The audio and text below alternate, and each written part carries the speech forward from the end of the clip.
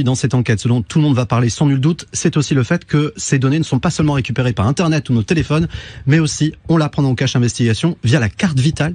Eh oui, alors là, ça a été une énorme surprise pour nous.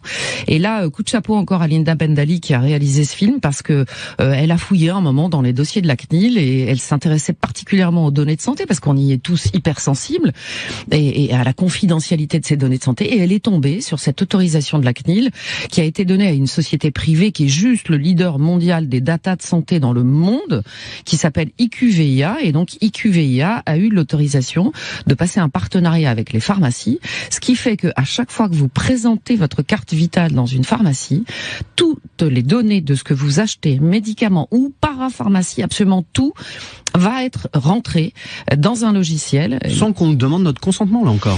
Normalement, on devrait absolument vous le demander. Normalement, on devrait, 1, absolument vous prévenir. 2, absolument vous demander votre consentement. C'est obligatoire. Le consentement explicite, c'est dans la loi. On doit vous le demander. Or, moi, j'ai fait le test. On a fait le test, nous, dans 200 pharmacies, 0 affichette. Alors, petite précision, ils vous disent que ces données de santé sont anonymisé, c'est-à-dire qu'il n'y a plus le nom et le prénom. Le problème, c'est que dans l'enquête de Cache Investigation, on prouve que cette anonymisation par le nom et le prénom, c'est un peu peanuts, c'est faux. Nous, ce qu'on a prouvé aussi dans Cache Investigation, c'est que jusqu'alors, si par hasard on avait demandé à un patient l'autorisation et qu'il l'avait refusé, le logiciel faisait qu'on ne pouvait pas enlever un seul patient du logiciel.